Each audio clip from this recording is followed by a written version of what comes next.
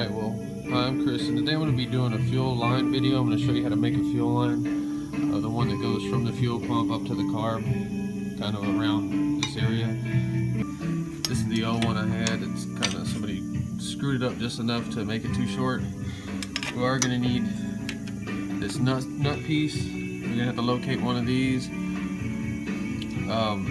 The power steering pump return is going to be the same on these pre-metric threaded cars, or so. Get this piece, cut it off, make sure it threads into there. Now you will need these tools.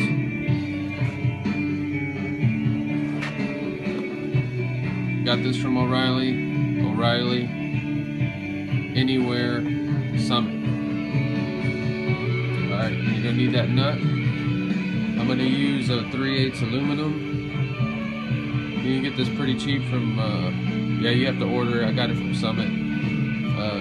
Most places sell that. I like it because it's easy to bend. The problem is this can't touch metal at all because it's going to vibrate a hole in it. So if you're going to use this, you either got to undercoat it or wrap it with something. See, I had to build a fuel line to the back, and I just literally wrapped the whole thing with some kind of rubber hose I forgot, and just zip tied it. So it kind of looks cheesy, but man, I can't afford those lines. They're pretty expensive. They're like $150 for both of them, and this is just gonna have to get me by right now. See, they bought this car to turn it into a race car, and for some reason they pulled the freaking fuel lines out, which was really stupid. So as long as you do it like that, wrap it around with something, it should be fine. But heads up, if you're gonna do a fuel line like this, if yours is bad, you're gonna have to buy a 25-foot roll, okay, of the 3/8 aluminum tubing. Get your roll first, and we're gonna go ahead and flare this side first, because if you screw this, you can screw this up. Make sure it's the right size. I'm going to show you cutting it in case you got to cut a piece. Cut it real square.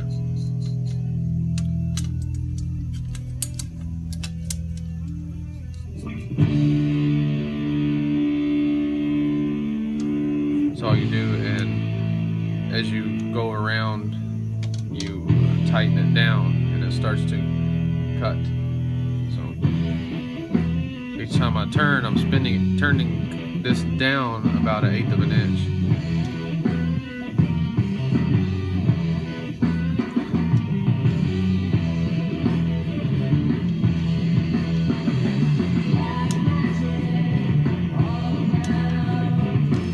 Alright. Now it's got this thing right here. You're going to clean this off. This can be a little difficult.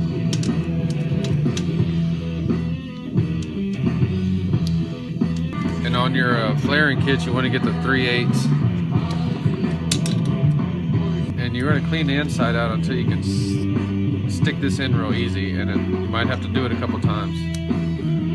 See, you don't want to go in there. Alright, it's got some crap in here. I'm just gonna, there we go. Got that to fit now. Now I want you to chamfer or like cut a little bevel all around here.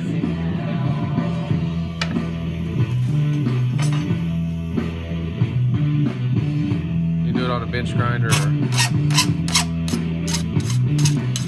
That's all we did. We just kind of put a little bevel on it. Alright, now we're going to do the double flare. Go ahead and get this on here. Make damn sure this fits in there. Alright, now we're going to put it on the 3/8, and we want this to be,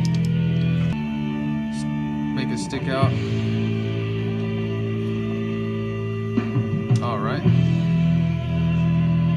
Now we're going to put this back in here. And then we're going to tighten this down before we put it in the vise. We'll get it snug where it doesn't move. You do not want this tube sliding. It'll just not work right. You're going to tighten this one down that's closest to this first.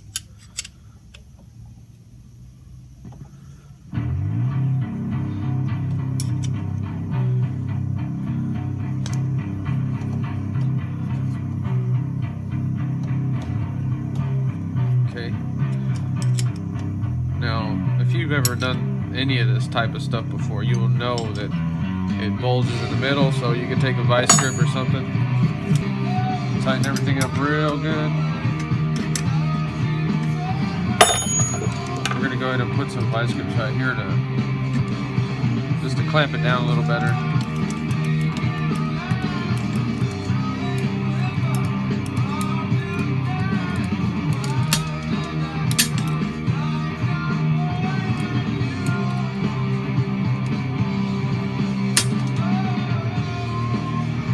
Now we're going to take this piece. Alright, now what we want here is we want the edge of that end of that pipe tube to do this number right here. We can see it's like that right now. We're going to try to put that on it, and then whenever you do the other one, you're going to squish it in, so that flare is going to have a double wall like that. Just watch it and make sure it's doing it, because it can mess up, especially with this aluminum.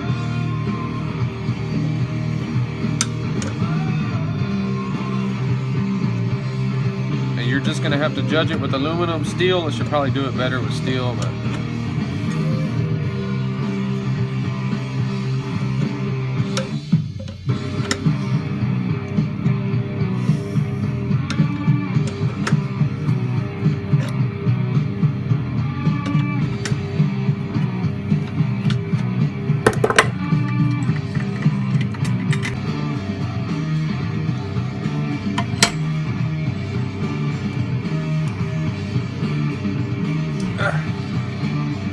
okay, it was okay. Yeah, see, I did it a little bit too much. I couldn't see it. As long as you can see, like, it does have the little bell thing going on. So that's what you want, that double wall thing going on right there. So whenever you're flaring this, you got to be more careful, because you can ultimately just squish the crap out of it where it screws it up. You don't really want to take it out. I was just showing you that bell thing on it. Okay, so we're putting it on like this now. And if you're doing aluminum, you need to be very careful and watch it, because it'll squish it and distort the hell out of it. So I'm gonna have to move so I can see this damn thing. Okay, I can see it now. Tightening, watching that flare, making sure it's not bulging out on aluminum, bulging out too far.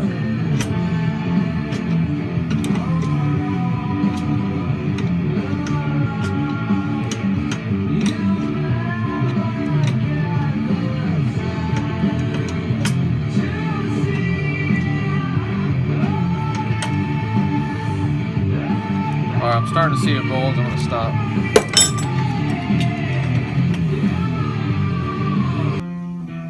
See how it flares a little bit different than steel.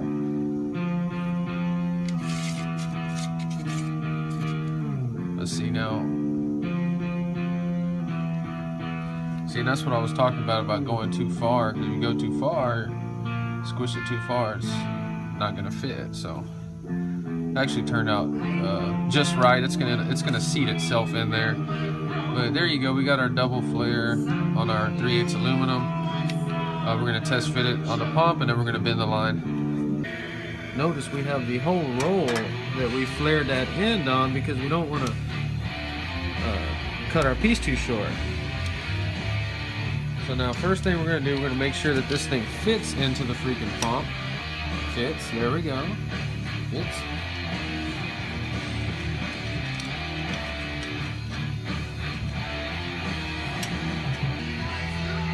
Alright, just snug it up.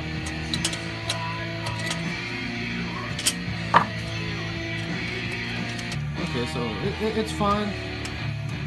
it'll end up seating itself. That's what you want.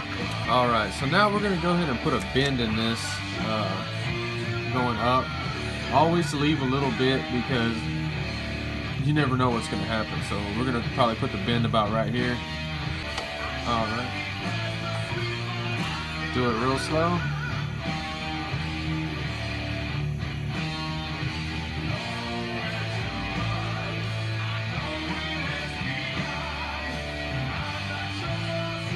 Gonna put a 90 on it.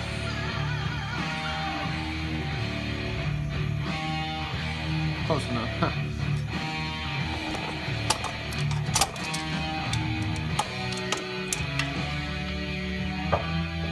See, I've never bent steel lines, but they cannot be easy to bend. For 90, we're gonna go ahead and kind of get like a starting point right here.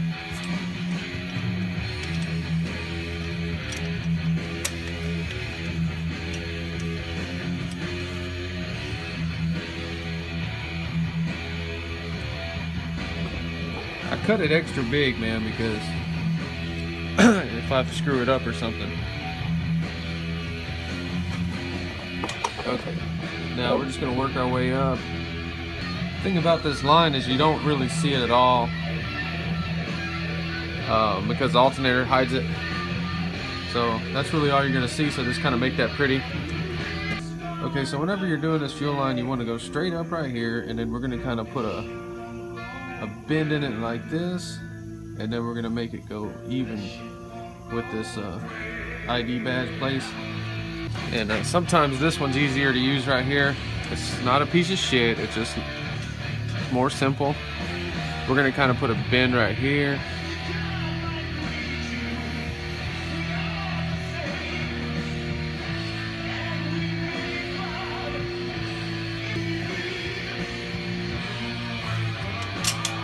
We're gonna put a 90 in it right here and get it to go right parallel with this line.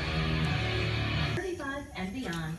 Listen to our Post-it brand Motivation Mix playlist to get moving and set the mood to generate great ideas of your own. We're going to go ahead and cut it about right here and then finish bending it up. Okay, so we kind of got it bent in there close enough where it's not hitting anything. We're gonna leave this like this for now, but right now I'm gonna go back in there real quick and try to straighten this up. All right, so now I got the line straightened up a little bit better. I should have looked at a real one first, but man, I'm trying to get this damn motor started. You can always bend another one, it ain't nothing. So there's a final shot of the finished fuel line connected in there. See how the alternator kind of covers it up. Like I said, I don't really know what I'm gonna do here yet. I gotta get all the freaking crap in here first. But there you go, man. That's how you make a fuel line.